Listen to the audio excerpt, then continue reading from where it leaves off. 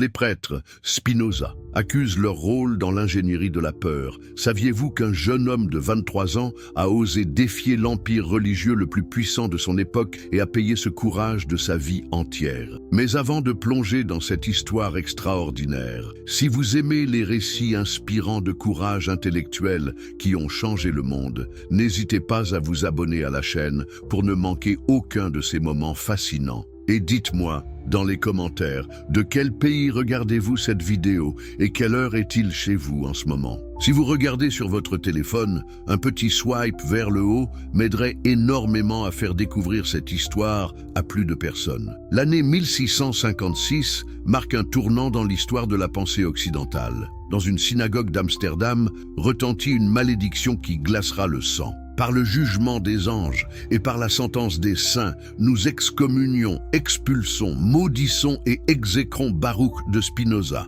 Mais qui était cet homme dont le simple nom terrorisait tant les autorités religieuses qu'elles préféraient l'effacer de l'existence plutôt que d'affronter ses idées? Baruch Spinoza venait de commettre l'impensable. Il avait osé révéler les mécanismes secrets par lesquels les prêtres, rabbins et pasteurs de toute confession maintiennent leur pouvoir sur les âmes humaines. Il avait démasqué ce qu'il appelait l'ingénierie de la peur, cette science diabolique par laquelle les gardiens de la foi transforment l'angoisse naturelle de l'homme en instrument de domination absolue. Mais comment en était-il arrivé là? Comment ce fils de marchand portugais, élevé dans la tradition séfarade la plus orthodoxe, était-il devenu l'ennemi public numéro 1 de toutes les religions organisées? Et surtout, pourquoi ces révélations continuent-elles de faire trembler les fondements du pouvoir religieux plus de 3 siècles après sa mort? Audiogule, l'anatomie du pouvoir sacerdotal. Imaginez-vous dans l'Amsterdam du XVIIe siècle.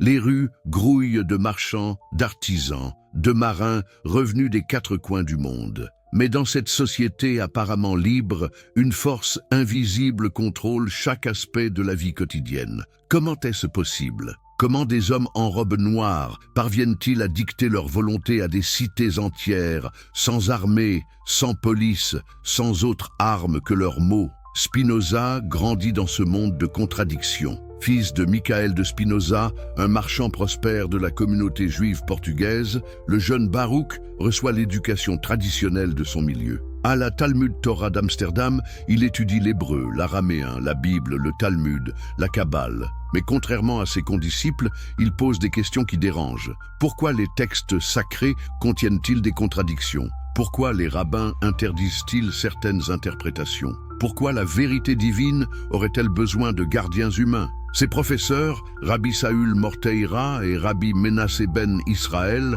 hommes pourtant érudits et respectés, se montrent incapables de répondre à ces interrogations autrement que par l'autorité. Il est interdit de questionner les voix du Tout-Puissant. La sagesse des anciens suffit. Celui qui doute ouvre la porte aux malins. Mais pourquoi ces hommes si savants refusent-ils le débat? Pourquoi craignent-ils tant les questions d'un adolescent curieux? C'est en observant leurs réactions que Spinoza commence à comprendre. Ces hommes ne craignent pas ces questions par respect pour Dieu, mais par peur pour leur propre position. Car que deviennent les intermédiaires du divin si chacun peut accéder directement à la vérité? Que devient l'autorité rabbinique si la raison individuelle peut juger les textes sacrés? Que deviennent les contributions financières de la communauté si les fidèles n'ont plus besoin de guides spirituels? Le jeune Spinoza découvre alors le premier pilier de ce qu'il nommera plus tard l'ingénierie de la peur, le monopole de l'interprétation divine. Les prêtres, rabbins et pasteurs s'arrogent le droit exclusif de dire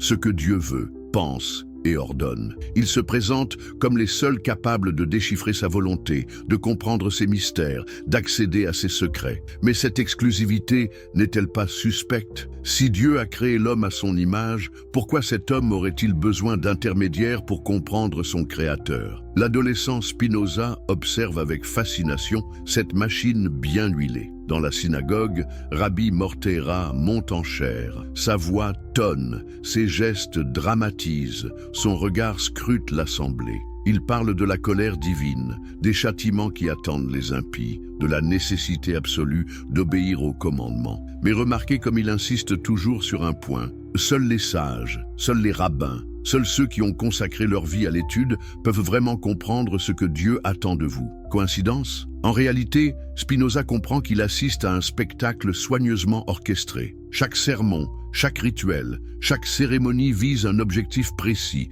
convaincre les fidèles de leur incapacité fondamentale à accéder au divin sans médiation. On leur répète qu'ils sont trop ignorants, trop pécheurs, trop faibles pour comprendre les voies du Seigneur. On leur martèle qu'ils ont besoin de guides, d'interprètes, de protecteurs spirituels. Mais qui désigne ces guides? Qui leur donne leur autorité? Eux-mêmes, bien sûr. Cette révélation frappe le jeune homme comme la foudre. Les prêtres ne tirent pas leur pouvoir de Dieu, mais de la conviction qu'ils parviennent à inculquer aux fidèles de leur propre incompétence spirituelle. C'est un renversement total de perspective. Imaginez la stupéfaction de Spinoza en réalisant que toute l'architecture religieuse repose sur ce mensonge fondamental. Vous ne pouvez pas vous passer de nous, car vous ne valez rien sans nous. Mais comment maintenir cette illusion? Comment empêcher les fidèles de découvrir qu'ils pourraient très bien se débrouiller seuls dans leur quête spirituelle? C'est là qu'intervient le deuxième pilier de l'ingénierie de la peur, le contrôle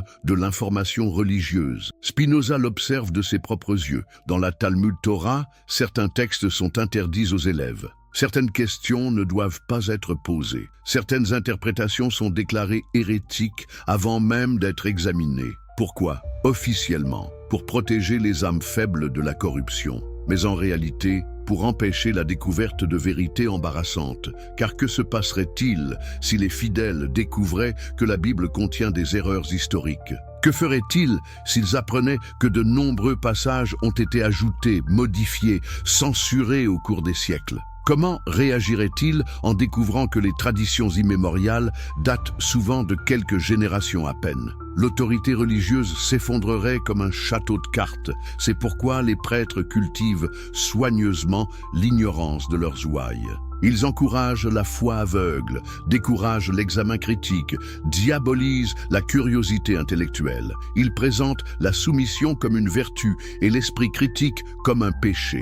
Mais n'est-ce pas étrange que les représentants d'un Dieu de vérité redoutent tant la recherche de cette vérité? Le jeune Spinoza pousse plus loin son investigation. Il étudie les mécanismes par lesquels cette dépendance artificielle est créée et maintenue. Il découvre que les rituels religieux ne sont pas de simples expressions de piété, mais des instruments de conditionnement psychologique d'une sophistication redoutable. Prenez par exemple les prières quotidiennes. Pourquoi faut-il les réciter en hébreu, langue que la plupart des fidèles ne comprennent pas? Officiellement, par respect pour la langue sacrée. En réalité, pour maintenir leur dépendance envers ceux qui savent traduire. Pourquoi les textes sont-ils si complexes, si obscurs, si contradictoires? Pour révéler progressivement leurs secrets aux initiés? Non, pour s'assurer que personne ne puisse s'en passer des interprètes officiels. Et que dire des règles alimentaires, vestimentaires, comportementales qui régissent chaque instant de la vie des fidèles? Pourquoi Dieu se soucierait-il de savoir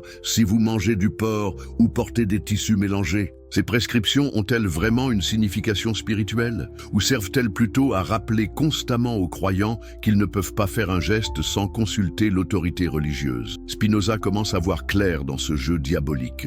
Chaque règle, chaque interdiction, chaque obligation crée une nouvelle occasion pour les fidèles de se sentir en faute, de douter de leur rectitude, de chercher des conseils auprès des spécialistes. Plus il y a de commandements, plus il y a de chances de les transgresser. Plus il y a de transgressions, plus il y a besoin de purification, d'absolution, de guidance. C'est un cercle vicieux parfaitement orchestré, mais le plus diabolique reste à venir. Spinoza découvre que les prêtres ne se contentent pas d'exploiter les peurs existantes, ils en fabriquent de nouvelles, ils inventent des péchés qui n'existaient pas, créent des tabous artificiels, génèrent des angoisses inédites. Pourquoi? Pour élargir constamment leur marché. Observez par exemple comment évoluent les définitions du péché au cours de l'histoire. Soudain, des pratiques acceptées pendant des siècles deviennent répréhensibles. Des comportements naturels sont déclarés contraires à la volonté divine. Des pensées innocentes deviennent des crimes spirituels. Coïncident?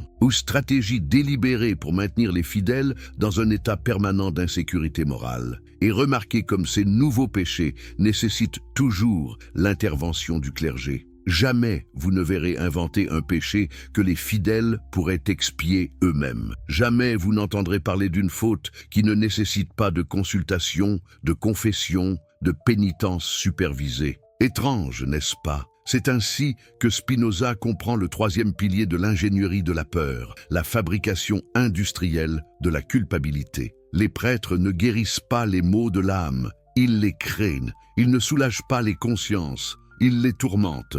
Ils ne libèrent pas les esprits, ils les enchaînent. Mais comment cette machine infernale peut-elle fonctionner si efficacement? Comment des millions d'êtres humains intelligents peuvent-ils se laisser prendre à ce piège si évident? C'est là que Spinoza découvre le génie pervers de ce système. Il exploite les faiblesses les plus profondes de la nature humaine. Les hommes ont peur de la mort, de la souffrance, de l'inconnu. Les prêtres transforment ces peurs naturelles en terreurs surnaturelles. Les hommes cherchent du sens, de l'espoir, de la consolation. Les prêtres leur vendent ces biens au prix de leur liberté. Les hommes veulent appartenir à une communauté, se sentir protégés, aimés. Les prêtres leur offrent cette appartenance en échange de leur soumission. Et le plus fort, c'est que tout cela fonctionne parce que les prêtres eux-mêmes croient souvent à leurs propres mensonges. Ils ne se voient pas comme des manipulateurs, mais comme des bienfaiteurs. Ils ne se considèrent pas comme des exploiteurs, mais comme des sauveurs. Ils pensent sincèrement agir pour le bien de leurs ouailles en les maintenant dans l'ignorance et la dépendance. N'est-ce pas là le comble de l'aveuglement? Les armes psychologiques de la superstition. Mais attendez, l'histoire de Spinoza ne fait que commencer. Et ce qu'il va découvrir sur les méthodes des prêtres va vous glacer le sang. Car si créer la dépendance n'était que le commencement, comment expliquer que des êtres rationnels acceptent de vivre dans la terreur permanente d'un châtiment invisible? Comment comprendre que des hommes libres choisissent l'esclavage mental plutôt que l'autonomie de pensée? En 1652, alors qu'il n'a que 20 ans, Spinoza assiste à un événement qui va marquer sa vie à jamais. Un marchand de la communauté juive d'Amsterdam, Isaac de Pinto, ose exprimer des doutes sur l'immortalité de l'âme lors d'une discussion publique. La réaction est immédiate et féroce. En quelques heures, cet homme respecté devient un paria. Ses amis l'évitent, ses clients le fuient, sa famille le renie. Comment un simple questionnement intellectuel peut-il déclencher une telle hystérie collective? Spinoza comprend alors qu'il ne s'agit pas d'un accident, mais d'une stratégie parfaitement rodée. Les prêtres ont transformé la communauté des fidèles en instrument de surveillance et de répression mutuelle. Chaque croyant devient un gardien de l'orthodoxie, chaque conversation une occasion de dénonciation, chaque doute une menace pour la cohésion du groupe. Mais pourquoi cette paranoïa fonctionne-t-elle si bien? Parce que les prêtres ont découvert le secret le plus terrifiant de la psychologie humaine. L'homme préfère souvent la certitude du mensonge à l'incertitude de la vérité. Face à l'angoisse de l'existence, face à l'incompréhension des mystères de la vie et de la mort, face à la complexité d'un monde qui semble échapper à tout contrôle, l'être humain est prêt à accepter n'importe quelle explication, même absurde, plutôt que de vivre dans le doute. C'est cette faiblesse fondamentale que les prêtres exploitent avec un art consommé. Ils proposent des réponses simples à des questions complexes, des certitudes absolues dans un monde relatif, des vérités éternelles dans un univers changeant. Et peu importe que ces réponses soient fausses, contradictoires ou invérifiables, l'important, c'est qu'elles soulagent l'angoisse existentielle de leur ouaille. Mais comment s'y prennent-ils concrètement? Spinoza observe leur méthode avec la précision d'un anatomiste. Il découvre d'abord leur exploitation systématique de l'ignorance humaine. Car remarquez comme les prêtres prospèrent dans les domaines où les connaissances humaines sont limitées. Plus les gens comprennent les causes naturelles des phénomènes, moins ils ont besoin d'explications surnaturelles. C'est pourquoi les représentants religieux ont toujours combattu le progrès scientifique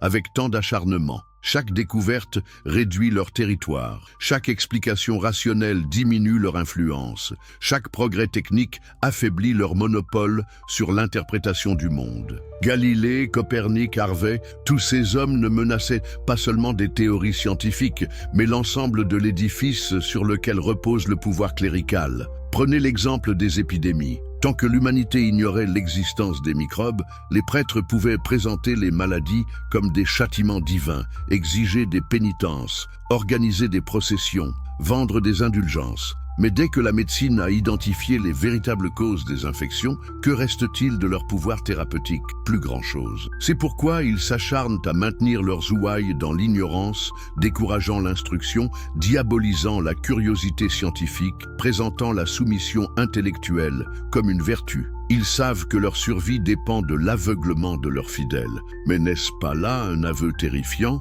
Des hommes qui prétendent servir la vérité divine et qui redoutent par-dessus tout que cette vérité soit découverte. Spinoza pousse plus loin son analyse. Il découvre que les prêtres ne se contentent pas d'exploiter l'ignorance existante. Ils la cultivent activement. Ils découragent l'apprentissage de la lecture, interdisent l'accès aux livres, censurent les idées dangereuses. Ils créent des écoles où l'on enseigne la soumission plutôt que la réflexion, la récitation plutôt que la compréhension, la peur plutôt que l'amour du savoir. Et quand, malgré tout, certains esprits curieux tentent de percer les mystères de l'existence, ils utilisent une arme redoutable, l'accusation d'orgueil. Celui qui ose remettre en question les vérités établies devient immédiatement suspect de prétentions démesurées. Qui êtes-vous pour juger les enseignements de nos pères? Comment osez-vous défier la sagesse des siècles? Votre intelligence limitée peut-elle rivaliser avec la révélation divine? Ces questions ne cherchent pas de réponse. Elles visent à humilier, à faire honte, à décourager toute velléité d'indépendance intellectuelle. Mais Spinoza découvre une méthode encore plus perverse, la transformation de l'ignorance en vertu. Les prêtres enseignent que ne pas comprendre est une preuve de foi, que douter est un péché, que questionner est un manque d'humilité. Ils inversent complètement les valeurs naturelles de l'intelligence humaine. Ce qui devrait être considéré comme une faiblesse, l'ignorance, devient une force spirituelle. Et ce qui devrait être célébré comme une qualité, la curiosité, devient un défaut moral. Cette perversion des valeurs intellectuelles s'accompagne d'une manipulation encore plus subtile des émotions humaines. Car les prêtres ne se contentent pas d'exploiter l'ignorance, ils instrumentalisent les sentiments les plus profonds de leurs ouailles. Et au premier rang de ces sentiments, il y a la peur de la mort. Observez, comme toutes les religions organisées font de la mort leur obsession centrale. Elles en parlent constamment, la décrivent avec complaisance, en font le moment décisif de l'existence humaine. Mais pourquoi cette focalisation morbide? Parce qu'elles savent que l'angoisse de la mort rend les hommes prêts à tout accepter pour se rassurer. Face à l'inconnu de l'au-delà, l'être humain devient d'une crédulité touchante. Il accepte sans broncher les descriptions les plus fantaisistes du paradis et de l'enfer, les promesses les plus invérifiables de vie éternelle, les menaces les plus absurdes de damnation. Peu importe que ces récits se contredisent d'une religion à l'autre, d'une époque à l'autre, d'un prêtre à l'autre. L'important, c'est qu'ils donnent l'illusion de contrôler l'incontrôlable. Et remarquez comme les prêtres présentent toujours la mort, jamais comme un phénomène naturel, toujours comme un événement surnaturel, jamais comme la fin normale de l'existence biologique, toujours comme un passage vers une autre réalité. Pourquoi ? Parce que si la mort était naturelle, nous n'aurions pas besoin d'eux pour la comprendre. C'est en la surnaturalisant qu'ils s'en attribuent l'expertise. Mais ils ne s'arrêtent pas là. Ils transforment cette angoisse naturelle en terreur artificielle, en décrivant l'au-delà comme un tribunal implacable où chaque pensée, chaque geste, chaque intention sera jugée selon leurs critères. Ils font de Dieu un comptable maniaque qui tient des comptes serrés de nos moindres fautes, un juge impitoyable qui n'attend qu'un prétexte pour nous damner, un bourreau sadique qui prend plaisir à nos souffrances. Cette image monstrueuse de la divinité ne correspond-elle pas étrangement au portrait de ceux qui la propagent? Ces hommes qui épandent nos consciences, qui fouillent nos secrets, qui se délectent de nos aveux, ne projettent-ils pas sur Dieu leurs propres obsessions de contrôle et de domination? Spinoza comprend alors le mécanisme diabolique à l'œuvre. En terrorisant les fidèles avec leur vision d'outre-tombe, les prêtres créent une demande artificielle pour leur service. Plus ils décrivent l'au-delà comme dangereux, plus les gens ont besoin de guides pour l'affronter. Plus ils présentent Dieu comme colérique, plus les fidèles cherchent des intercesseurs pour l'apaiser. Plus ils compliquent les conditions du salut, plus ils deviennent indispensables pour l'obtenir. C'est un business model d'une efficacité redoutable. Créer le problème pour vendre la solution. Fabriquer la maladie pour écouler le remède. Générer la peur pour commercialiser la protection. Et tout cela au nom de l'amour divin. Mais ce n'est encore rien à côté de leur exploitation de la culpabilité humaine. Car si la peur de la mort frappe épisodiquement, la honte morale ronge en permanence. Et les prêtres l'ont bien compris. Pour maintenir un contrôle durable sur les consciences, il faut cultiver un sentiment permanent d'indignité. Comment s'y prennent-ils? En multipliant les commandements jusqu'à rendre l'innocence impossible, en définissant le péché si largement que personne ne peut l'éviter, en créant des fautes imaginaires qui transforment les actions les plus naturelles en crimes spirituels. Faire l'amour devient luxure, manger avec plaisir devient gourmandise, désirer des biens matériels devient avarice, se mettre en colère devient péché capital. À ce rythme, respirer finira par devenir suspect.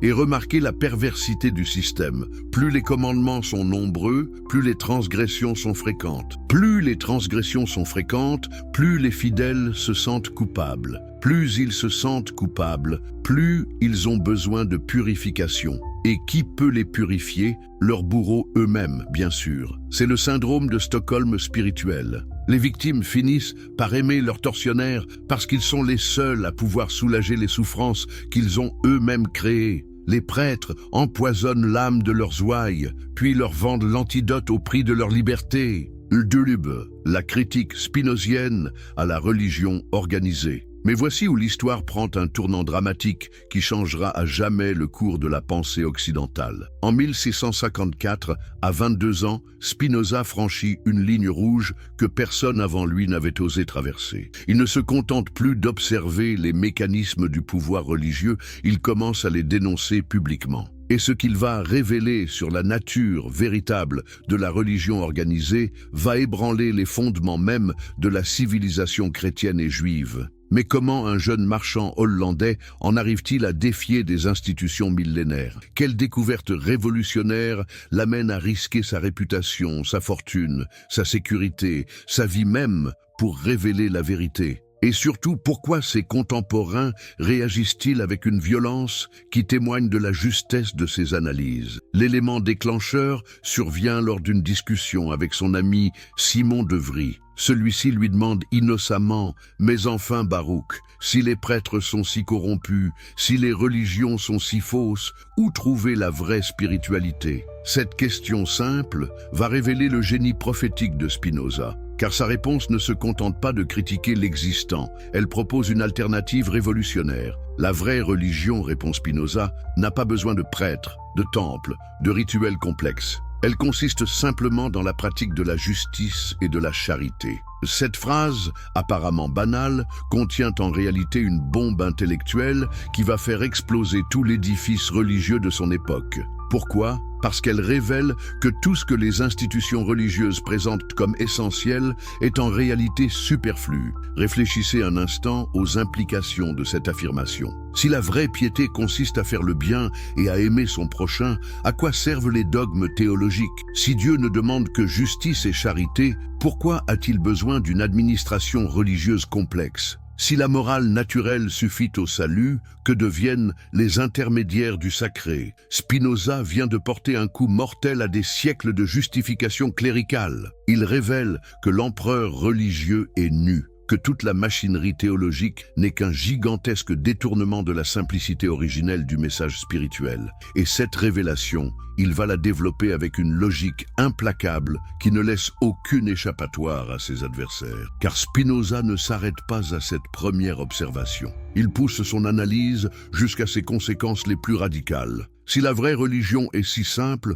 pourquoi les textes sacrés sont-ils si complexes? Si le message divin est si clair, Pourquoi a-t-il besoin d'interprètes? Si Dieu veut le bien de l'humanité, pourquoi ces supposés représentants créent-ils tant de souffrance? Ces questions le mènent à une conclusion révolutionnaire. Et si les complications, les obscurités, les contradictions des religions organisées n'étaient pas des accidents, mais des stratégies délibérées? Et si toute cette complexité artificielle avait pour seul but de justifier l'existence d'une caste sacerdotale parasitaire? Cette hypothèse, une fois formulée, éclaire d'un jour nouveau tous les phénomènes religieux de son époque. Prenez par exemple les disputes théologiques qui divisent les chrétiens. Pourquoi les catholiques et les protestants se battent-ils sur des points de doctrine si subtils que leurs propres théologiens peinent à les expliquer? Pourquoi les rabbins passent-ils des heures à débattre de prescriptions rituelles d'une complexité kafkaïenne? Spinoza comprend que ces querelles byzantines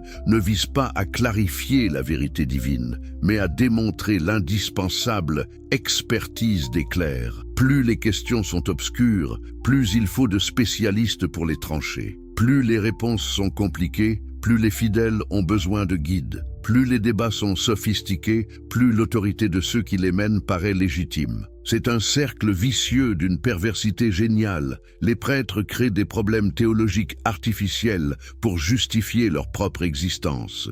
Ils inventent des mystères pour se présenter comme indispensables à leur résolution. Ils compliquent à plaisir des vérités simples pour maintenir leur monopole interprétatif. Et le plus fort, c'est qu'ils finissent par croire eux-mêmes à l'importance de leur subtilité. Voyez avec quel sérieux ils débattent de questions comme « Les anges ont-ils un corps ? Combien d'âmes peut contenir une tête d'épingle ? Le Christ avait-il un nombril ?» Ces interrogations, qui feraient sourire n'importe quel esprit sensé, deviennent pour eux des enjeux vitaux, justifiant des années d'études, des volumes de commentaires, des siècles de polémiques. Mais Spinoza ne se contente pas de moquer ces excès. Il en révèle la fonction sociale secrète, car ces débats stériles ont un avantage énorme pour ceux qui les orchestrent. Ils détournent l'attention des fidèles des vraies questions. Pendant que le peuple se passionne pour des controverses théologiques incompréhensibles, il ne remarque pas les abus de pouvoir, les détournements de fonds, l'hypocrisie morale de ses dirigeants spirituels. C'est là que Spinoza découvre l'une des stratégies les plus diaboliques de l'ingénierie cléricale, la fabrication de faux problèmes pour masquer les vrais. Plutôt que de se demander pourquoi l'Église accumule des richesses immenses pendant que les pauvres souffrent, on dispute sur la nature de là les prêtres. Spinoza accuse leur rôle dans l'ingénierie de la peur. Saviez-vous qu'un jeune homme de 23 ans a osé défier l'empire religieux le plus puissant de son époque et a payé ce courage de sa vie entière? Mais avant de plonger dans cette histoire extraordinaire, si vous aimez les récits inspirants de courage intellectuel qui ont changé le monde, n'hésitez pas à vous abonner à la chaîne pour ne manquer aucun de ces moments fascinants. Et dites-moi, dans les commentaires, de quel pays regardez-vous cette vidéo et quelle heure est-il chez vous en ce moment? Si vous regardez sur votre téléphone, un petit swipe vers le haut m'aiderait énormément à faire découvrir cette histoire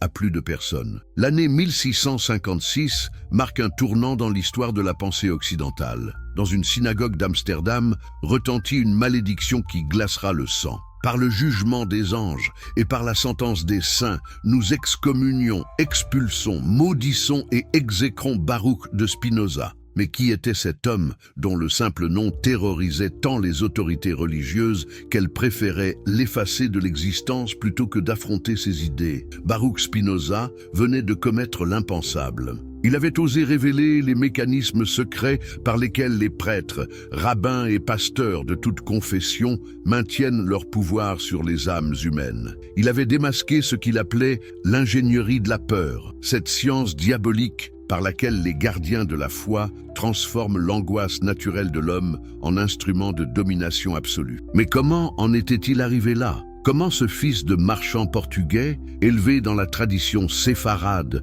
la plus orthodoxe, était-il devenu l'ennemi public numéro 1 de toutes les religions organisées? Et surtout, pourquoi ces révélations continuent-elles de faire trembler les fondements du pouvoir religieux plus de 3 siècles après sa mort? Audiogule, l'anatomie du pouvoir sacerdotal. Imaginez-vous dans l'Amsterdam du XVIIe siècle. Les rues grouillent de marchands, d'artisans, de marins revenus des quatre coins du monde. Mais dans cette société apparemment libre, une force invisible contrôle chaque aspect de la vie quotidienne. Comment est-ce possible ? Comment des hommes en robe noire parviennent-ils à dicter leur volonté à des cités entières, sans armée, sans police, sans autre arme que leurs mots ? Spinoza grandit dans ce monde de contradictions. Fils de Michael de Spinoza, un marchand prospère de la communauté juive portugaise, le jeune Baruch reçoit l'éducation traditionnelle de son milieu. À la Talmud Torah d'Amsterdam,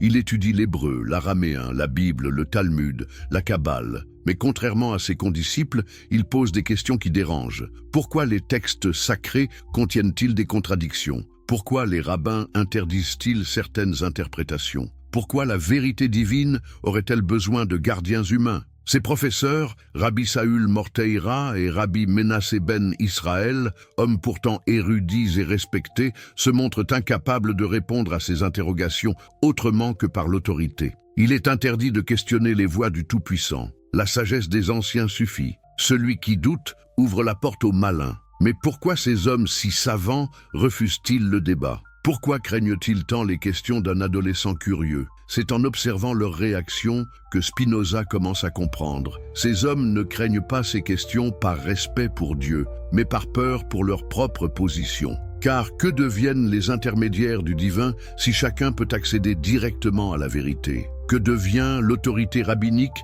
si la raison individuelle peut juger les textes sacrés ? Que deviennent les contributions financières de la communauté si les fidèles n'ont plus besoin de guides spirituels ? Le jeune Spinoza découvre alors le premier pilier de ce qu'il nommera plus tard l'ingénierie de la peur, le monopole de l'interprétation divine. Les prêtres, rabbins et pasteurs s'arrogent le droit exclusif de dire ce que Dieu veut, pense et ordonne. Ils se présentent comme les seuls capables de déchiffrer sa volonté, de comprendre ses mystères, d'accéder à ses secrets. Mais cette exclusivité n'est-elle pas suspecte ? Si Dieu a créé l'homme à son image, pourquoi cet homme aurait-il besoin d'intermédiaires pour comprendre son Créateur ? L'adolescent Spinoza observe avec fascination cette machine bien huilée. Dans la synagogue, Rabbi Morteira monte en chair. Sa voix tonne, ses gestes dramatisent, son regard scrute l'assemblée. Il parle de la colère divine,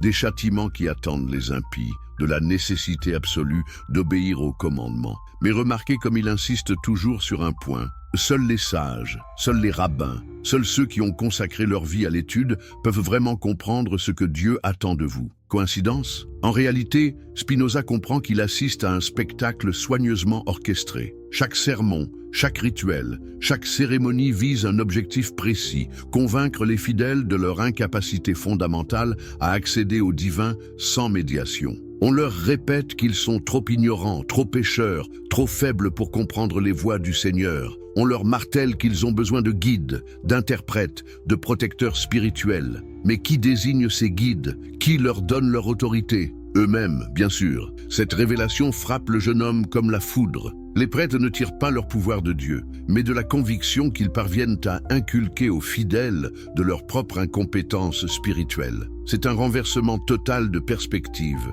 Imaginez la stupéfaction de Spinoza en réalisant que toute l'architecture religieuse repose sur ce mensonge fondamental. Vous ne pouvez pas vous passer de nous car vous ne valez rien sans nous. Mais comment maintenir cette illusion ? Comment empêcher les fidèles de découvrir qu'ils pourraient très bien se débrouiller seuls dans leur quête spirituelle ? C'est là qu'intervient le deuxième pilier de l'ingénierie de la peur, le contrôle de l'information religieuse. Spinoza l'observe de ses propres yeux. Dans la Talmud Torah, certains textes sont interdits aux élèves. Certaines questions ne doivent pas être posées. Certaines interprétations sont déclarées hérétiques avant même d'être examinées. Pourquoi ? Officiellement, pour protéger les âmes faibles de la corruption. Mais en réalité, pour empêcher la découverte de vérités embarrassantes. Car que se passerait-il si les fidèles découvraient que la Bible contient des erreurs historiques ? Que feraient-ils s'ils apprenaient que de nombreux passages ont été ajoutés, modifiés,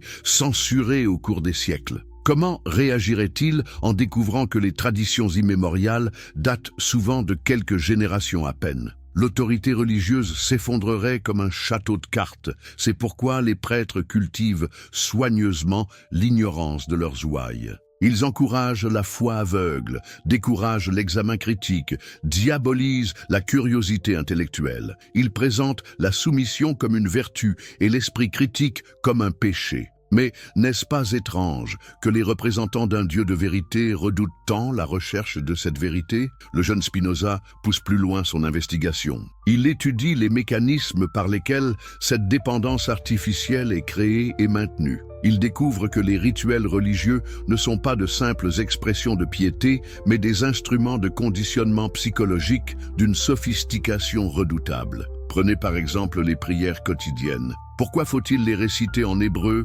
langue que la plupart des fidèles ne comprennent pas? Officiellement, par respect pour la langue sacrée. En réalité, pour maintenir leur dépendance envers ceux qui savent traduire. Pourquoi les textes sont-ils si complexes, si obscurs, si contradictoires? Pour révéler progressivement leurs secrets aux initiés? Non, pour s'assurer que personne ne puisse s'en passer des interprètes officiels.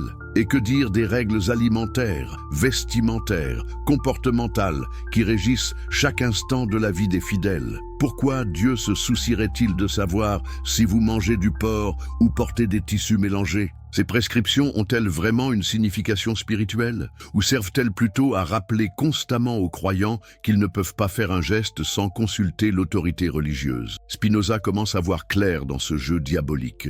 Chaque règle, chaque interdiction, chaque obligation crée une nouvelle occasion pour les fidèles de se sentir en faute, de douter de leur rectitude, de chercher des conseils auprès des spécialistes. Plus il y a de commandements, plus il y a de chances de les transgresser. Plus il y a de transgressions, plus il y a besoin de purification, d'absolution, de guidance. C'est un cercle vicieux parfaitement orchestré, mais le plus diabolique reste à venir. Spinoza découvre que les prêtres ne se contentent pas d'exploiter les peurs existantes, ils en fabriquent de nouvelles, ils inventent des péchés qui n'existaient pas, créent des tabous artificiels, génèrent des angoisses inédites. Pourquoi? Pour élargir constamment leur marché. Observez par exemple comment évoluent les définitions du péché au cours de l'histoire. Soudain, des pratiques acceptées pendant des siècles deviennent répréhensibles. Des comportements naturels sont déclarés contraires à la volonté divine. Des pensées innocentes deviennent des crimes spirituels. Coïncident? Ou stratégies délibérées pour maintenir les fidèles dans un état permanent d'insécurité morale. Et remarquez comme ces nouveaux péchés nécessitent toujours l'intervention du clergé. Jamais vous ne verrez inventer un péché que les fidèles pourraient expier eux-mêmes. Jamais vous n'entendrez parler d'une faute qui ne nécessite pas de consultation, de confession, de pénitence supervisée. Étrange, n'est-ce pas? C'est ainsi que Spinoza comprend le troisième pilier de l'ingénierie de la peur, la fabrication industrielle de la culpabilité. Les prêtres ne guérissent pas les maux de l'âme, ils les créent. Ils ne soulagent pas les consciences, ils les tourmentent.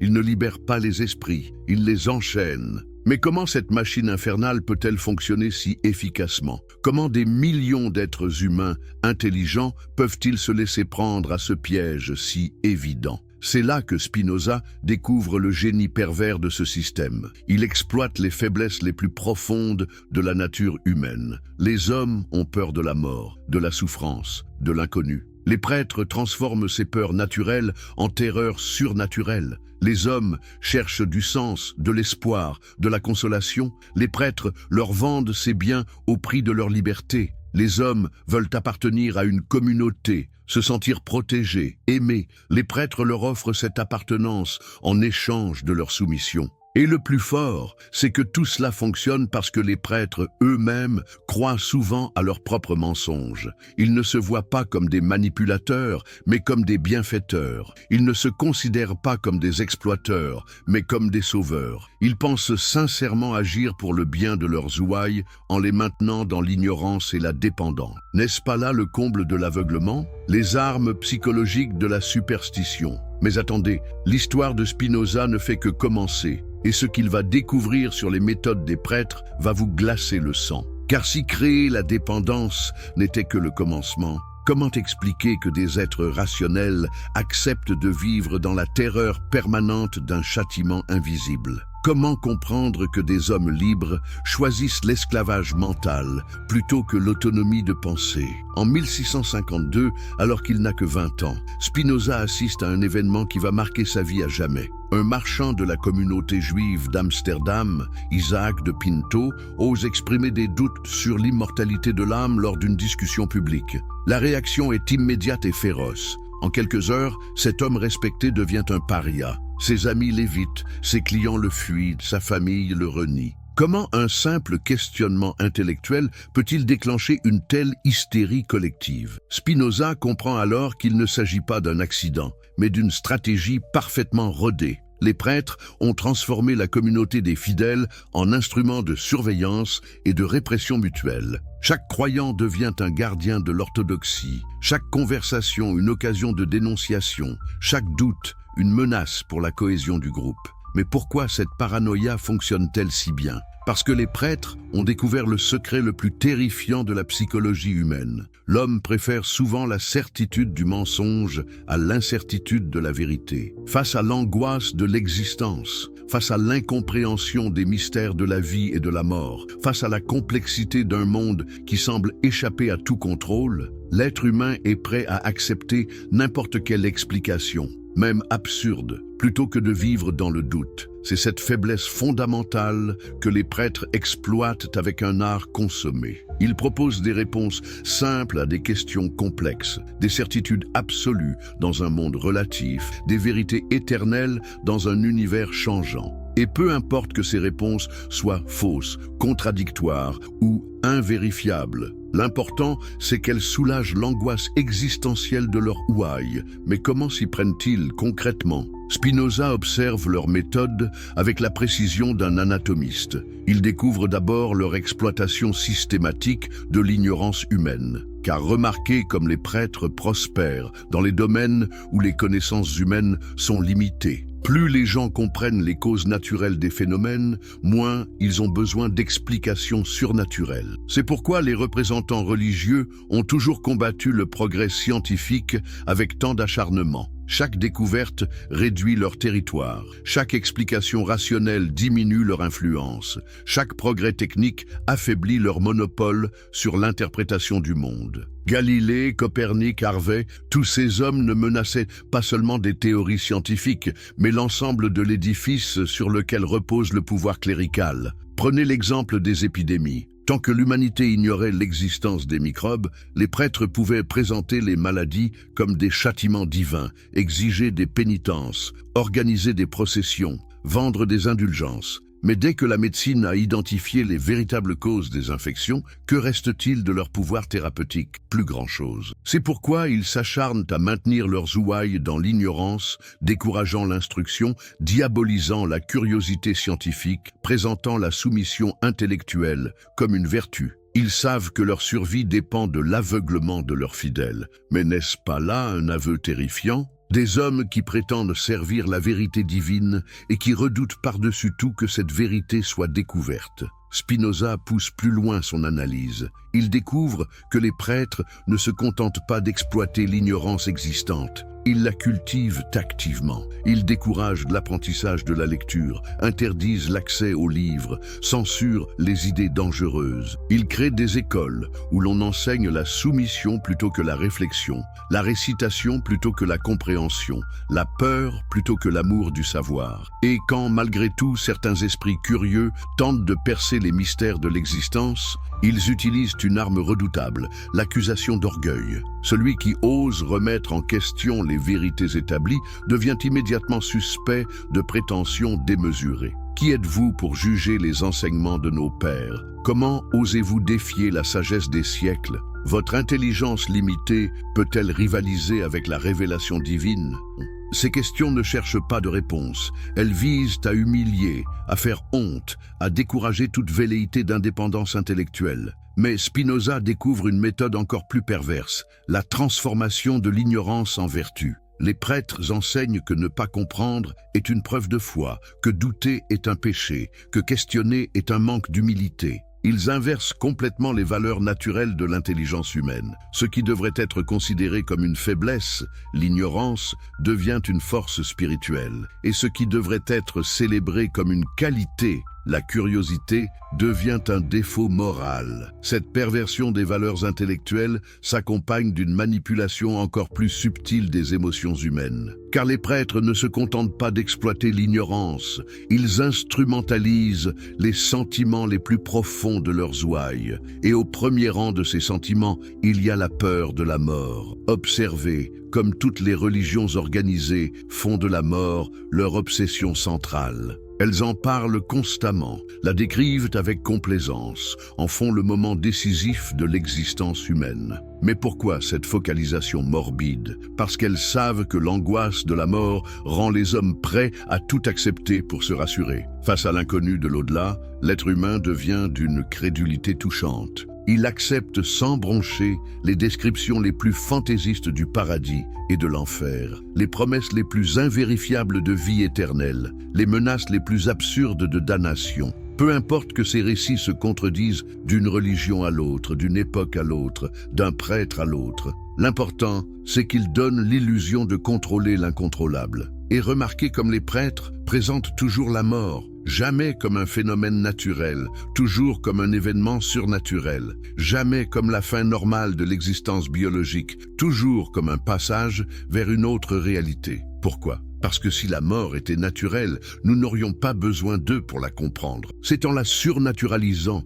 qu'ils s'en attribuent l'expertise. Mais ils ne s'arrêtent pas là. Ils transforment cette angoisse naturelle en terreur artificielle, en décrivant l'au-delà comme un tribunal implacable où chaque pensée, chaque geste, chaque intention sera jugée selon leurs critères. Ils font de Dieu un comptable maniaque qui tient des comptes serrés de nos moindres fautes, un juge impitoyable qui n'attend qu'un prétexte pour nous damner, un bourreau sadique qui prend plaisir à nos souffrances. Cette image monstrueuse de la divinité ne correspond-elle pas étrangement au portrait de ceux qui la propagent ? Ces hommes qui épident nos consciences, qui fouillent nos secrets, qui se délectent de nos aveux, ne projettent-ils pas sur Dieu leurs propres obsessions de contrôle et de domination ? Spinoza comprend alors le mécanisme diabolique à l'œuvre. En terrorisant les fidèles avec leur vision d'outre-tombe, les prêtres créent une demande artificielle pour leur service. Plus ils décrivent l'au-delà comme dangereux,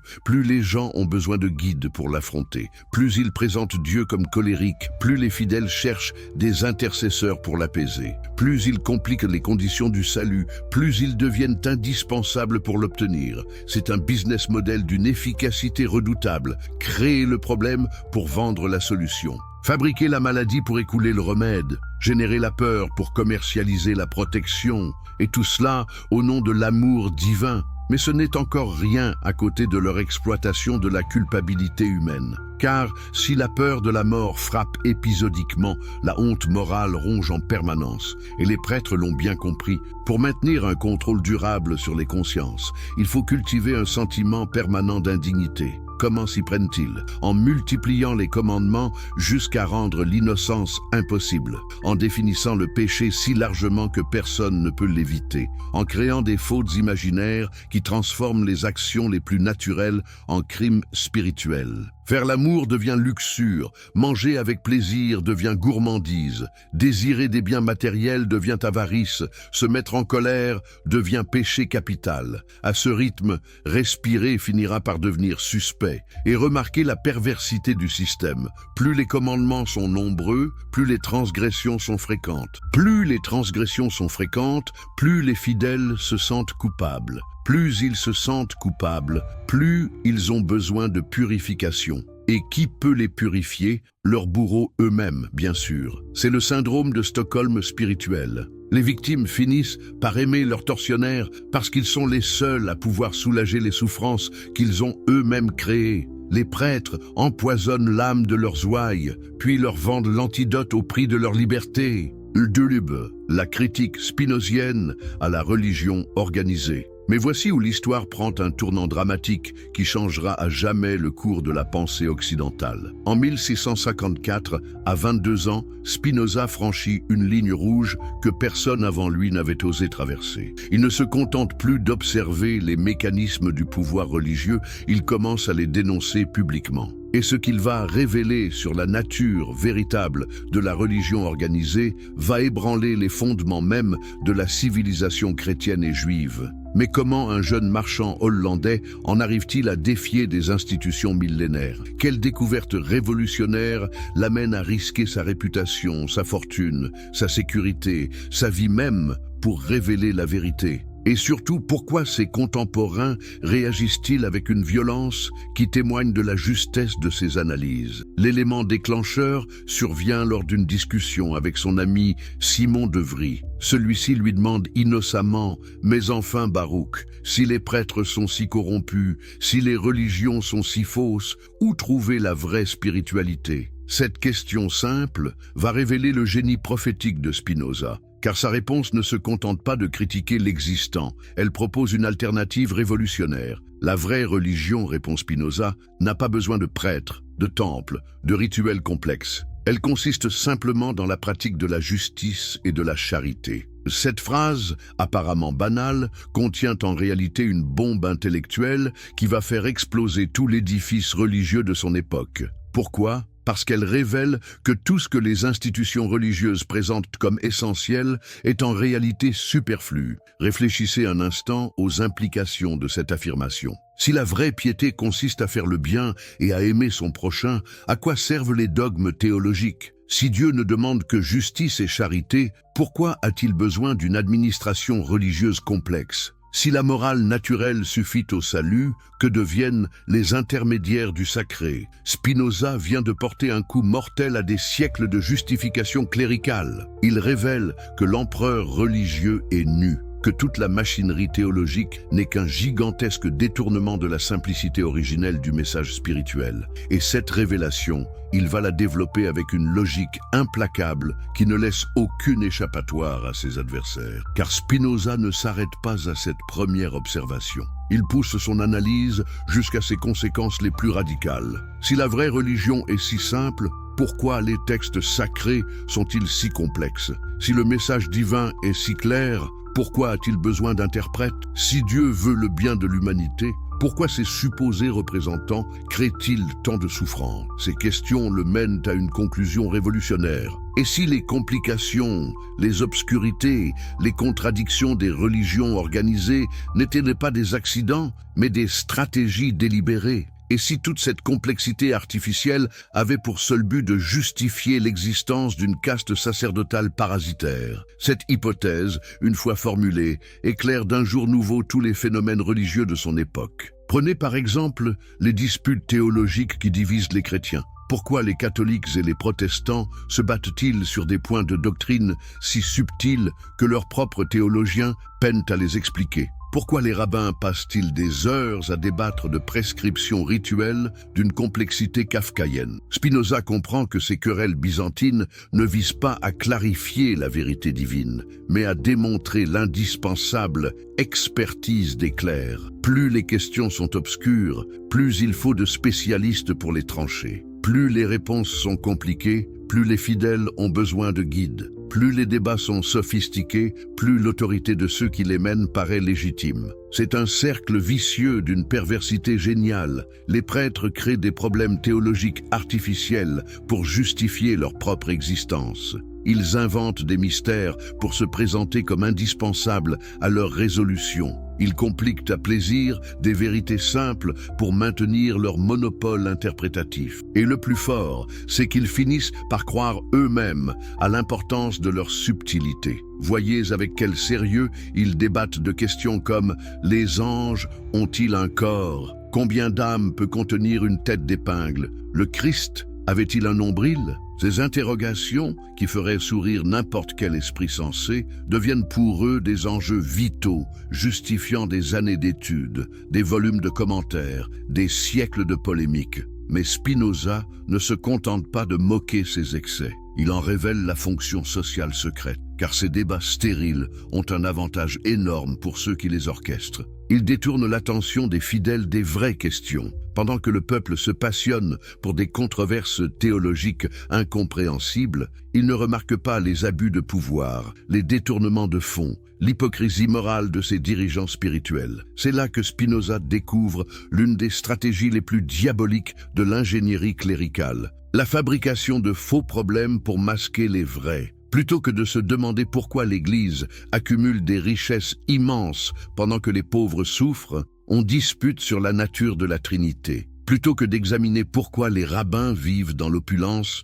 grâce aux contributions communautaires, on débat sur les règles de cacheroux. Plutôt que de critiquer l'hypocrisie morale des dirigeants religieux, on se querelle sur des points de doctrine abstraits. Cette diversion intellectuelle fonctionne d'autant mieux qu'elle flatte l'ego des participants. Chaque fidèle qui prend parti dans ces controverses a l'impression de participer à quelque chose d'important, de défendre la vérité contre l'erreur, de servir la cause divine. Il ne voit pas qu'il sert en réalité de chair à canon dans des guerres commerciales déguisées en conflits spirituels. Car voilà ce que Spinoza comprend avec une lucidité terrifiante. Derrière chaque querelle théologique se cache un enjeu économique ou politique concret. Les disputes sur l'autorité papale masquent des luttes pour le contrôle des finances ecclésiastiques. Les débats sur la prédestination dissimulent des rivalités territoriales entre églises. Les polémiques sur les sacrements camouflent des batailles commerciales pour le monopole des services religieux. Et pendant que les fidèles s'entretuent pour défendre des abstractions qu'ils ne comprennent même pas, ceux qui orchestrent ces conflits récoltent les bénéfices. Ils vendent des indulgences aux catholiques terrifiés par le purgatoire, collectent des dîmes auprès des protestants angoissés par la damnation, extorquent des contributions aux juifs obsédés par l'observance. Chaque controverse génère de nouveaux revenus, chaque schisme multiplie les clientèles, chaque hérésie crée de nouveaux marchés. Mais la révélation la plus douloureuse attend encore Spinoza, car en étudiant l'histoire des religions, il découvre que cette corruption n'est pas un accident récent, mais le résultat inévitable de l'institutionnalisation du sacré. Toute religion, si pure soient ses origines, finit par être détournée de sa mission spirituelle originelle pour servir des intérêts terrestres. Regardez ce qui est arrivé au christianisme. Jésus de Nazareth était un prédicateur itinérant qui proclamait l'amour du prochain, la pauvreté volontaire, le mépris des richesses. Il chassait les marchands du temple, dénonçait l'hypocrisie des pharisiens, prêchait l'égalité devant Dieu. 3 siècles plus tard, ces supposés héritiers vivent dans des palais, accumulent des fortunes colossales, bénissent les armées des puissants. Comment cette perversion est-elle possible? Spinoza en identifie le mécanisme fatal. Dès qu'une inspiration spirituelle se transforme en institution, elle devient une machine à pouvoir qui obéit à ses propres lois, indépendamment de l'idéal qu'elle prétend servir. L'organisation religieuse développe ses intérêts propres qui finissent par entrer en contradiction avec sa mission théorique. Les premiers chrétiens partageaient leurs biens et vivaient dans la simplicité évangélique. Mais pour survivre et prospérer, leur communauté a dû se doter de structures, de hiérarchies, de règles. Ces structures ont attiré des hommes ambitieux qui voyaient dans la religion un moyen d'ascension sociale. Ces ambitieux ont progressivement transformé l'Église en instrument de leurs ambitions personnelles. Et le processus est irréversible. Car une fois que l'institution religieuse a acquis richesse et pouvoir, elle doit les défendre contre tous ceux qui voudraient la ramener à sa simplicité originelle. Elle devient conservatrice par nécessité, répressive par instinct de survie, corrompue par logique systémique. C'est pourquoi tous les réformateurs religieux finissent soit récupérés, soit éliminés. François d'Assise voulait ramener l'Église à la pauvreté évangélique. On a transformé son mouvement en ordre mendiant, contrôlé par Rome. Jean Hus prêchait le retour aux sources chrétiennes. On l'a brûlé vif. Luther critiquait les indulgences. Son mouvement a accouché de nouvelles églises aussi bureaucratiques que celles qu'il combattait. Cette analyse implacable révèle à Spinoza une vérité encore plus dévastatrice. Le problème n'est pas tel ou tel abus, telle ou telle corruption particulière. Le problème, c'est l'idée même d'une religion organisée. C'est la prétention d'institutionnaliser le rapport au divin, de bureaucratiser l'expérience spirituelle, de professionnaliser la médiation entre l'homme et l'absolu. Car comment l'infini pourrait-il être administré par des institutions finies? Comment l'éternel pourrait-il être géré par des organisations temporelles? Comment l'universel pourrait-il être monopolisé par des corporations particulières? Il y a là une contradiction logique fondamentale qui explique tous les échecs, toutes les perversions, toutes les hypocrisies de l'histoire religieuse. Mais si les religions organisées sont par nature corrompues, où l'homme sincère peut-il chercher l'authentique spiritualité? C'est là que Spinoza développe sa conception révolutionnaire de la religion naturelle. Pour lui, le vrai rapport au divin ne passe par aucun intermédiaire humain, ne nécessite aucun rituel compliqué, ne dépend d'aucune institution spécialisée. Il suffit d'ouvrir les yeux sur la beauté du monde, d'exercer sa raison pour comprendre l'ordre naturel, de pratiquer la justice et la charité dans ses relations avec autrui. Dieu n'est pas un tyran lointain qui exige des génuflexions, mais la force même qui anime l'univers et dont nous participons tous. La vraie prière n'est pas une récitation mécanique, mais la contemplation émerveillée de la réalité. Le vrai culte n'est pas une cérémonie théâtrale, mais une vie menée selon la raison et l'amour. Cette vision dépouillée de la spiritualité rend immédiatement caduque tout l'appareil clérical. Si chaque homme peut accéder directement au divin par sa raison et sa conscience, à quoi servent les prêtres? Si la nature elle-même est le temple de Dieu, pourquoi construire des édifices coûteux? Si la morale découle logiquement de la connaissance de notre vraie nature, pourquoi multiplier les commandements arbitraires? En posant ces questions, Spinoza ne fait pas que critiquer les abus religieux de son époque. Il remet en cause le principe même sur lequel repose toute la civilisation occidentale depuis 15 siècles. Il suggère que l'humanité pourrait se passer complètement de ces institutions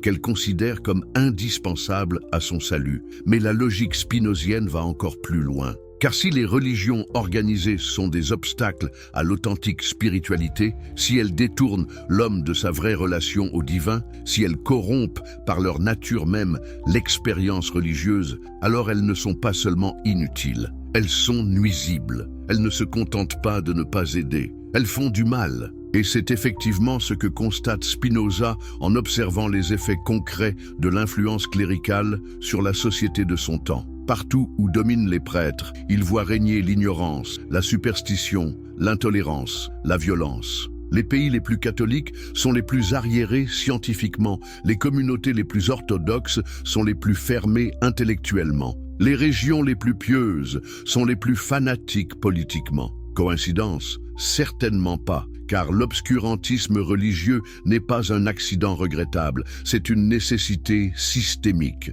Les prêtres ne peuvent maintenir leur pouvoir qu'en empêchant leurs ouailles de penser par elles-mêmes. Ils ne peuvent préserver leur monopole interprétatif qu'en décourageant l'esprit critique. Ils ne peuvent justifier leur existence qu'en maintenant artificiellement les problèmes qu'ils prétendent résoudre. C'est pourquoi ils s'opposent systématiquement au progrès des connaissances, à la diffusion de l'instruction, à l'émancipation intellectuelle des masses. Chaque découverte scientifique diminue leur territoire. Chaque livre lu affaiblit leur emprise. Chaque esprit qui s'éveille menace leur domination. Ils sont les ennemis naturels de l'intelligence humaine parce que leur survie dépend de son étouffement. Cette analyse terrible conduit Spinoza à une conclusion qui va choquer ses contemporains. Les prêtres ne sont pas les amis de l'humanité, mais ses pires ennemis. Ils ne la libèrent pas de ses chaînes, ils les forgent. Ils ne l'élèvent pas vers la vérité, ils l'enfoncent dans l'erreur, ils ne la guident pas vers le bonheur, ils la précipitent dans la souffrance. Et pour prouver cette accusation terrible,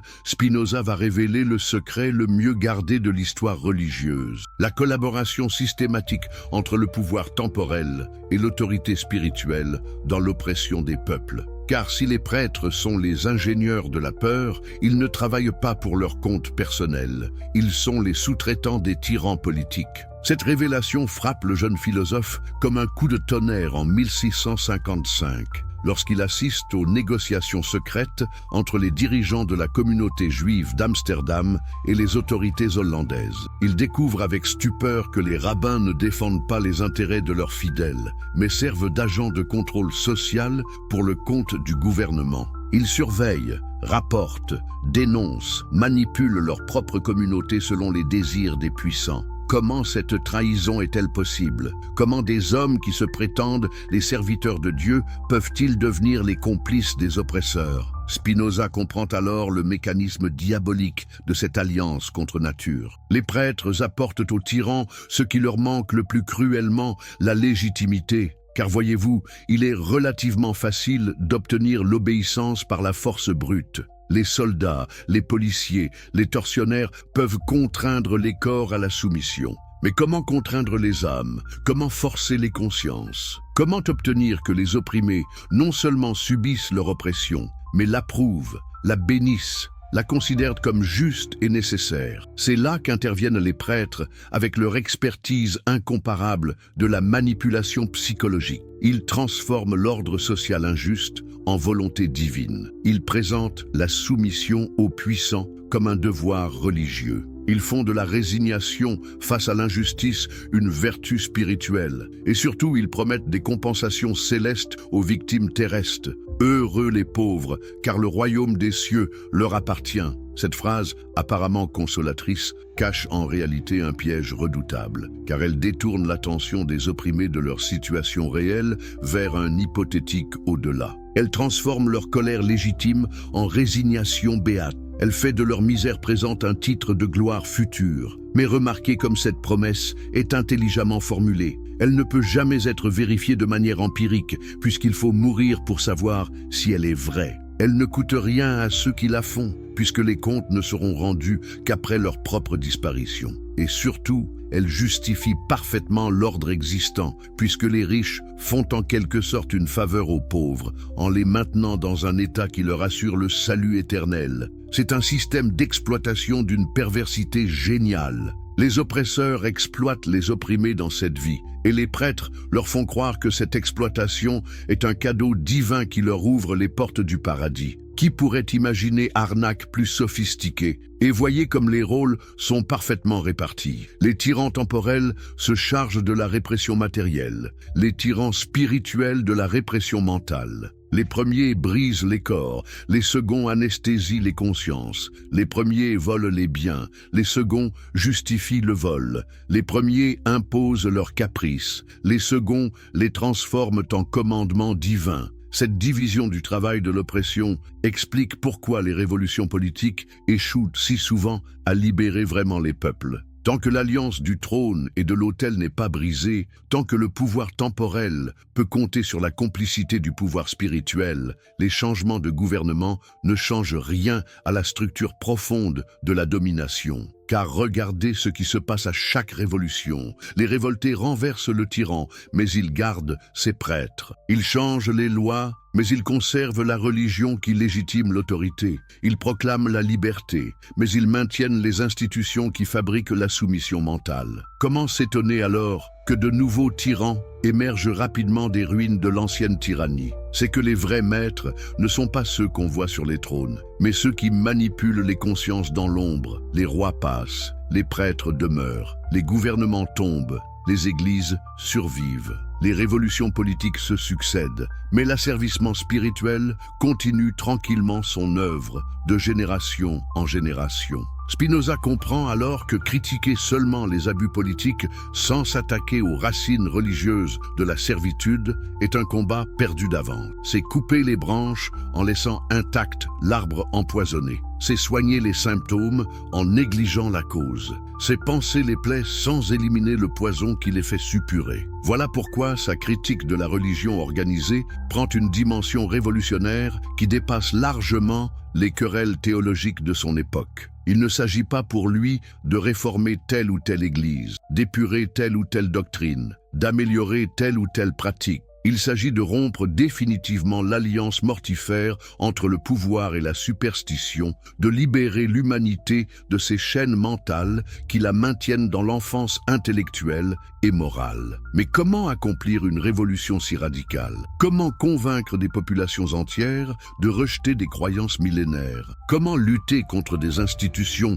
qui contrôlent l'éducation, l'information, la culture? Comment affronter des adversaires qui disposent de l'arme la plus redoutable qui soit, la peur de la damnation éternelle? C'est là que Spinoza révèle son génie stratégique. Plutôt que d'attaquer frontalement les religions établies, il va saper leurs fondements intellectuels en démontrant que leurs prétendues révélations ne sont que des productions humaines déguisées. Plutôt que de nier l'existence de Dieu, il va en proposer une conception si radicalement différente qu'elle rend caduque toute médiation cléricale. Plutôt que de prêcher l'athéisme, il va enseigner une spiritualité si pure qu'elle fait apparaître les religions organisées comme des parodies blasphématoires. Cette stratégie subtile va lui attirer les foudres de tous les camps. Les orthodoxes l'accusent d'athéisme, les libéraux de fanatisme, les politiques de subversion, les intellectuels de simplisme. Mais peu importe les étiquettes, ce qui compte, c'est qu'il a trouvé la faille dans l'armure apparemment invincible de l'alliance clérico-politique. Il suffit de révéler aux hommes qu'ils portent en eux-mêmes la capacité de penser librement pour que tout l'édifice de la domination s'effondre, car voilà le secret que les prêtres gardent jalousement. L'homme n'a besoin de personne pour accéder à la vérité, à la morale, à la spiritualité. Sa raison naturelle lui suffit pour distinguer le bien du mal, son cœur pour aimer son prochain, son intelligence pour comprendre l'ordre du monde. Toute la machinerie religieuse n'existe que pour lui faire oublier cette évidence et le maintenir dans une dépendance artificielle. Mais révéler cette vérité libératrice, c'est signer son propre arrêt de mort sociale, car les institutions qu'il dénonce ne vont pas rester passives face à une menace si radicale. Elles vont mobiliser toutes leurs ressources, tout leur réseau, toute leur influence pour détruire celui qui ose les défier. Et c'est exactement ce qui va arriver à Spinoza en cette fatidique année 1656. Révolutionnaire. La vraie religion, répond Spinoza, n'a pas besoin de prêtres, de temples, de rituels complexes. Elle consiste simplement dans la pratique de la justice et de la charité. Cette phrase, apparemment banale, contient en réalité une bombe intellectuelle qui va faire exploser tout l'édifice religieux de son époque. Pourquoi ? Parce qu'elle révèle que tout ce que les institutions religieuses présentent comme essentiel est en réalité superflu. Réfléchissez un instant aux implications de cette affirmation. Si la vraie piété consiste à faire le bien et à aimer son prochain, à quoi servent les dogmes théologiques ? Si Dieu ne demande que justice et charité, pourquoi a-t-il besoin d'une administration religieuse complexe ? Si la morale naturelle suffit au salut, que deviennent les intermédiaires du sacré ? Spinoza vient de porter un coup mortel à des siècles de justification cléricale. Il révèle que l'empereur religieux est nu, que toute la machinerie théologique n'est qu'un gigantesque détournement de la simplicité originelle du message spirituel. Et cette révélation, il va la développer avec une logique implacable qui ne laisse aucune échappatoire à ses adversaires. Car Spinoza ne s'arrête pas à cette première observation. Il pousse son analyse jusqu'à ses conséquences les plus radicales. Si la vraie religion est si simple, pourquoi les textes sacrés sont-ils si complexes ? Si le message divin est si clair, pourquoi a-t-il besoin d'interprètes ? Si Dieu veut le bien de l'humanité, pourquoi ces supposés représentants créent-ils tant de souffrances ? Ces questions le mènent à une conclusion révolutionnaire. Et si les complications, les obscurités, les contradictions des religions organisées n'étaient pas des accidents, mais des stratégies délibérées ? Et si toute cette complexité artificielle avait pour seul but de justifier l'existence d'une caste sacerdotale parasitaire? Cette hypothèse, une fois formulée, éclaire d'un jour nouveau tous les phénomènes religieux de son époque. Prenez par exemple les disputes théologiques qui divisent les chrétiens. Pourquoi les catholiques et les protestants se battent-ils sur des points de doctrine si subtils que leurs propres théologiens peinent à les expliquer ? Pourquoi les rabbins passent-ils des heures à débattre de prescriptions rituelles d'une complexité kafkaïenne ? Spinoza comprend que ces querelles byzantines ne visent pas à clarifier la vérité divine, mais à démontrer l'indispensable expertise des clercs. Plus les questions sont obscures, plus il faut de spécialistes pour les trancher. Plus les réponses sont compliquées, plus les fidèles ont besoin de guides. Plus les débats sont sophistiqués, plus l'autorité de ceux qui les mènent paraît légitime. C'est un cercle vicieux d'une perversité géniale. Les prêtres créent des problèmes théologiques artificiels pour justifier leur propre existence. Ils inventent des mystères pour se présenter comme indispensables à leur résolution. Ils compliquent à plaisir des vérités simples pour maintenir leur monopole interprétatif. Et le plus fort, c'est qu'ils finissent par croire eux-mêmes à l'importance de leur subtilité. Voyez avec quel sérieux ils débattent de questions comme « Les anges ont-ils un corps ? Combien d'âmes peut contenir une tête d'épingle ? Le Christ avait-il un nombril ?» Ces interrogations, qui feraient sourire n'importe quel esprit sensé, deviennent pour eux des enjeux vitaux, justifiant des années d'études, des volumes de commentaires, des siècles de polémiques. Mais Spinoza ne se contente pas de moquer ces excès. Il en révèle la fonction sociale secrète, car ces débats stériles ont un avantage énorme pour ceux qui les orchestrent. Ils détournent l'attention des fidèles des vraies questions. Pendant que le peuple se passionne pour des controverses théologiques incompréhensibles, il ne remarque pas les abus de pouvoir, les détournements de fonds,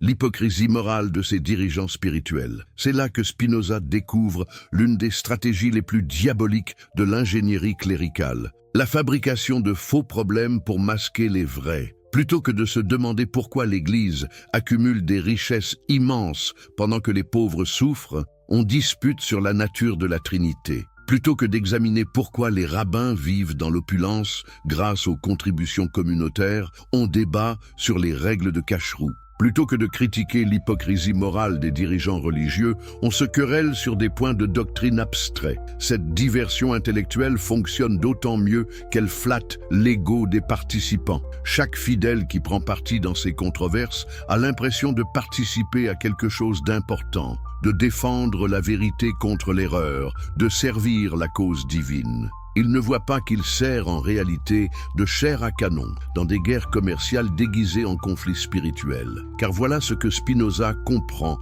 avec une lucidité terrifiante. Derrière chaque querelle théologique se cache un enjeu économique ou politique concret. Les disputes sur l'autorité papale masquent des luttes pour le contrôle des finances ecclésiastiques. Les débats sur la prédestination dissimulent des rivalités territoriales entre églises. Les polémiques sur les sacrements camouflent des batailles commerciales pour le monopole des services religieux. Et pendant que les fidèles s'entretuent pour défendre des abstractions qu'ils ne comprennent même pas, ceux qui orchestrent ces conflits récoltent les bénéfices. Ils vendent des indulgences aux catholiques terrifiés par le purgatoire, collectent des dîmes auprès des protestants angoissés par la damnation, extorquent des contributions aux juifs obsédés par l'observance. Chaque controverse génère de nouveaux revenus, chaque schisme multiplie les clientèles, chaque hérésie crée de nouveaux marchés. Mais la révélation la plus douloureuse attend encore Spinoza, car en étudiant l'histoire des religions, il découvre que cette corruption n'est pas un accident récent, mais le résultat inévitable de l'institutionnalisation du sacré. Toute religion, si pure soient ses origines, finit par être détournée de sa mission spirituelle originelle pour servir des intérêts terrestres. Regardez ce qui est arrivé au christianisme. Jésus de Nazareth était un prédicateur itinérant qui proclamait l'amour du prochain, la pauvreté volontaire, le mépris des richesses. Il chassait les marchands du temple, dénonçait l'hypocrisie des pharisiens, prêchait l'égalité devant Dieu. 3 siècles plus tard, ces supposés héritiers vivent dans des palais, accumulent des fortunes colossales, bénissent les armées des puissants. Comment cette perversion est-elle possible? Spinoza en identifie le mécanisme fatal. Dès qu'une inspiration spirituelle se transforme en institution, elle devient une machine à pouvoir qui obéit à ses propres lois, indépendamment de l'idéal qu'elle prétend servir. L'organisation religieuse développe ses intérêts propres qui finissent par entrer en contradiction avec sa mission théorique. Les premiers chrétiens partageaient leurs biens et vivaient dans la simplicité évangélique. Mais pour survivre et prospérer, leur communauté a dû se doter de structures, de hiérarchies, de règles. Ces structures ont attiré des hommes ambitieux qui voyaient dans la religion un moyen d'ascension sociale. Ces ambitieux ont progressivement transformé l'Église en instrument de leurs ambitions personnelles. Et le processus est irréversible. Car une fois que l'institution religieuse a acquis richesse et pouvoir, elle doit les défendre contre tous ceux qui voudraient la ramener à sa simplicité originelle. Elle devient conservatrice par nécessité, répressive par instinct de survie, corrompue par logique systémique. C'est pourquoi tous les réformateurs religieux finissent soit récupérés, soit éliminés. François d'Assise voulait ramener l'Église à la pauvreté évangélique. On a transformé son mouvement en ordre mendiant, contrôlé par Rome. Jean Hus prêchait le retour aux sources chrétiennes. On l'a brûlé vif. Luther critiquait les indulgences. Son mouvement a accouché de nouvelles églises aussi bureaucratiques que celles qu'il combattait. Cette analyse implacable révèle à Spinoza une vérité encore plus dévastatrice. Le problème n'est pas tel ou tel abus, telle ou telle corruption particulière. Le problème, c'est l'idée même d'une religion organisée. C'est la prétention d'institutionnaliser le rapport au divin, de bureaucratiser l'expérience spirituelle, de professionnaliser la médiation entre l'homme et l'absolu. Car comment l'infini pourrait-il être administré par des institutions finies? Comment l'éternel pourrait-il être géré par des organisations temporelles? Comment l'universel pourrait-il être monopolisé par des corporations particulières? Il y a là une contradiction logique fondamentale qui explique tous les échecs, toutes les perversions, toutes les hypocrisies de l'histoire religieuse. Mais si les religions organisées sont par nature corrompues, où l'homme sincère peut-il chercher l'authentique spiritualité? C'est là que Spinoza développe sa conception révolutionnaire de la religion naturelle. Pour lui, le vrai rapport au divin ne passe par aucun intermédiaire humain, ne nécessite aucun rituel compliqué, ne dépend d'aucune institution spécialisée. Il suffit d'ouvrir les yeux sur la beauté du monde, d'exercer sa raison pour comprendre l'ordre naturel, de pratiquer la justice et la charité dans ses relations avec autrui. Dieu n'est pas un tyran lointain qui exige des génuflexions,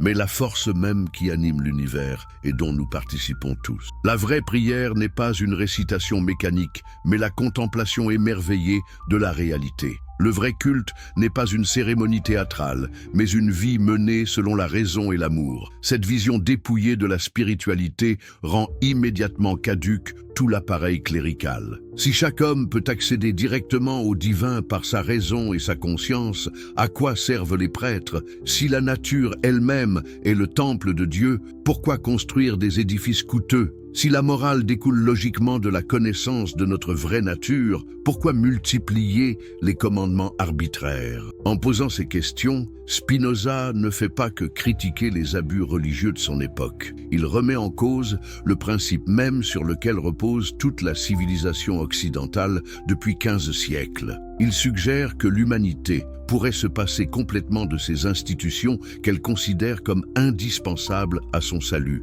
Mais la logique spinozienne va encore plus loin. Car si les religions organisées sont des obstacles à l'authentique spiritualité, si elles détournent l'homme de sa vraie relation au divin, si elles corrompent par leur nature même l'expérience religieuse, alors elles ne sont pas seulement inutiles, elles sont nuisibles. Elles ne se contentent pas de ne pas aider, elles font du mal. Et c'est effectivement ce que constate Spinoza en observant les effets concrets de l'influence cléricale sur la société de son temps. Partout où dominent les prêtres, il voit régner l'ignorance, la superstition, l'intolérance, la violence. Les pays les plus catholiques sont les plus arriérés scientifiquement, les communautés les plus orthodoxes sont les plus fermées intellectuellement. Les régions les plus pieuses sont les plus fanatiques politiquement. Coïncidence? Certainement pas, car l'obscurantisme religieux n'est pas un accident regrettable, c'est une nécessité systémique. Les prêtres ne peuvent maintenir leur pouvoir qu'en empêchant leurs ouailles de penser par elles-mêmes. Ils ne peuvent préserver leur monopole interprétatif qu'en décourageant l'esprit critique. Ils ne peuvent justifier leur existence qu'en maintenant artificiellement les problèmes qu'ils prétendent résoudre. C'est pourquoi ils s'opposent systématiquement au progrès des connaissances, à la diffusion de l'instruction, à l'émancipation intellectuelle des masses. Chaque découverte scientifique diminue leur territoire. Chaque livre lu affaiblit leur emprise. Chaque esprit qui s'éveille menace leur domination. Ils sont les ennemis naturels de l'intelligence humaine parce que leur survie dépend de son étouffement. Cette analyse terrible conduit Spinoza à une conclusion qui va choquer ses contemporains. Les prêtres ne sont pas les amis de l'humanité, mais ses pires ennemis. Ils ne la libèrent pas de ses chaînes, ils les forgent. Il ne l'élève pas vers la vérité, il l'enfonce dans l'erreur. Il ne la guide pas vers le bonheur, il la précipite dans la souffrance. Et pour prouver cette accusation terrible, Spinoza va révéler le secret le mieux gardé de l'histoire religieuse. La collaboration systématique entre le pouvoir temporel et l'autorité spirituelle dans l'oppression des peuples. Car si les prêtres sont les ingénieurs de la peur, ils ne travaillent pas pour leur compte personnel. Ils sont les sous-traitants des tyrans politiques.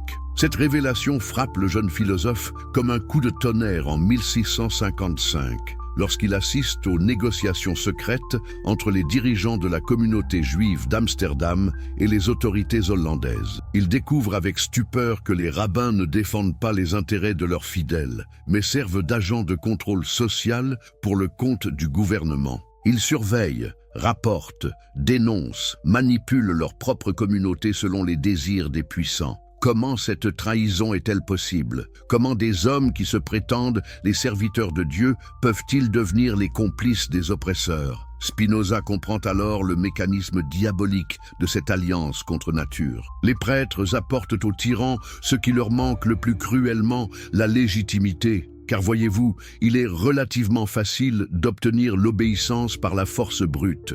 Les soldats, les policiers, les tortionnaires peuvent contraindre les corps à la soumission. Mais comment contraindre les âmes? Comment forcer les consciences? Comment obtenir que les opprimés non seulement subissent leur oppression, mais l'approuvent, la bénissent, la considèrent comme juste et nécessaire? C'est là qu'interviennent les prêtres avec leur expertise incomparable de la manipulation psychologique. Ils transforment l'ordre social injuste en volonté divine. Ils présentent la soumission aux puissants comme un devoir religieux. Ils font de la résignation face à l'injustice une vertu spirituelle. Et surtout, ils promettent des compensations célestes aux victimes terrestres. Heureux les pauvres, car le royaume des cieux leur appartient. Cette phrase, apparemment consolatrice, cache en réalité un piège redoutable, car elle détourne l'attention des opprimés de leur situation réelle vers un hypothétique au-delà. Elle transforme leur colère légitime en résignation béate. Elle fait de leur misère présente un titre de gloire future. Mais remarquez comme cette promesse est intelligemment formulée. Elle ne peut jamais être vérifiée de manière empirique, puisqu'il faut mourir pour savoir si elle est vraie. Elle ne coûte rien à ceux qui la font, puisque les comptes ne seront rendus qu'après leur propre disparition. Et surtout, elle justifie parfaitement l'ordre existant, puisque les riches font en quelque sorte une faveur aux pauvres, en les maintenant dans un état qui leur assure le salut éternel. C'est un système d'exploitation d'une perversité géniale. Les oppresseurs exploitent les opprimés dans cette vie, et les prêtres leur font croire que cette exploitation est un cadeau divin qui leur ouvre les portes du paradis. Qui pourrait imaginer arnaque plus sophistiquée? Et voyez comme les rôles sont parfaitement répartis. Les tyrans temporels se chargent de la répression matérielle, les tyrans spirituels de la répression mentale. Les premiers brisent les corps, les seconds anesthésient les consciences. Les premiers volent les biens, les seconds justifient le vol. Les premiers imposent leurs caprices, les seconds les transforment en commandements divins. Cette division du travail de l'oppression explique pourquoi les révolutions politiques échouent si souvent à libérer vraiment les peuples. Tant que l'alliance du trône et de l'autel n'est pas brisée, tant que le pouvoir temporel peut compter sur la complicité du pouvoir spirituel, les changements de gouvernement ne changent rien à la structure profonde de la domination. Car regardez ce qui se passe à chaque révolution. Les révoltés renversent le tyran, mais ils gardent ses prêtres. Ils changent les lois, mais ils conservent la religion qui légitime l'autorité. Ils proclament la liberté, mais ils maintiennent les institutions qui fabriquent la soumission mentale. Comment s'étonner alors que de nouveaux tyrans émergent rapidement des ruines de l'ancienne tyrannie? C'est que les vrais maîtres ne sont pas ceux qu'on voit sur les trônes, mais ceux qui manipulent les consciences dans l'ombre. Les rois passent, les prêtres demeurent, les gouvernements tombent, les églises survivent. Les révolutions politiques se succèdent, mais l'asservissement spirituel continue tranquillement son œuvre de génération en génération. Spinoza comprend alors que critiquer seulement les abus politiques sans s'attaquer aux racines religieuses de la servitude est un combat perdu d'avance. C'est couper les branches en laissant intact l'arbre empoisonné. c'est soigner les symptômes en négligeant la cause. C'est panser les plaies sans éliminer le poison qui les fait suppurer. Voilà pourquoi sa critique de la religion organisée prend une dimension révolutionnaire qui dépasse largement les querelles théologiques de son époque. Il ne s'agit pas pour lui de réformer telle ou telle église, d'épurer telle ou telle doctrine, d'améliorer telle ou telle pratique. Il s'agit de rompre définitivement l'alliance mortifère entre le pouvoir et la superstition, de libérer l'humanité de ces chaînes mentales qui la maintiennent dans l'enfance intellectuelle et morale. Mais comment accomplir une révolution si radicale? Comment convaincre des populations entières de rejeter des croyances millénaires? Comment lutter contre des institutions qui contrôlent l'éducation, l'information, la culture? Comment affronter des adversaires qui disposent de l'arme la plus redoutable qui soit, la peur de la damnation éternelle? C'est là que Spinoza révèle son génie stratégique. Plutôt que d'attaquer frontalement les religions établies, il va saper leurs fondements intellectuels en démontrant que leurs prétendues révélations ne sont que des productions humaines déguisées. Plutôt que de nier l'existence de Dieu, il va en proposer une conception si radicalement différente qu'elle rend caduque toute médiation cléricale. Plutôt que de prêcher l'athéisme, il va enseigner une spiritualité si pure qu'elle fait apparaître les religions organisées comme des parodies blasphématoires. Cette stratégie subtile va lui attirer les foudres de tous les camps. Les orthodoxes l'accusent d'athéisme, les libéraux de fanatisme, les politiques de subversion, les intellectuels de simplisme. Mais peu importe les étiquettes, ce qui compte, c'est qu'il a trouvé la faille dans l'armure apparemment invincible de l'alliance clérico-politique. Il suffit de révéler aux hommes qu'ils portent en eux-mêmes la capacité de penser librement pour que tout l'édifice de la domination s'effondre, car voilà le secret que les prêtres gardent jalousement. L'homme n'a besoin de personne pour accéder à la vérité, à la morale, à la spiritualité. Sa raison naturelle lui suffit pour distinguer le bien du mal, son cœur pour aimer son prochain, son intelligence pour comprendre l'ordre du monde. Toute la machinerie religieuse n'existe que pour lui faire oublier cette évidence et le maintenir dans une dépendance artificielle. Mais révéler cette vérité libératrice, c'est signer son propre arrêt de mort sociale, car les institutions qu'il dénonce ne vont pas rester passives face à une menace si radicale. Elles vont mobiliser toutes leurs ressources, tout leur réseau, toute leur influence pour détruire celui qui ose les défier. Et c'est exactement ce qui va arriver à Spinoza en cette fatidique année 1656.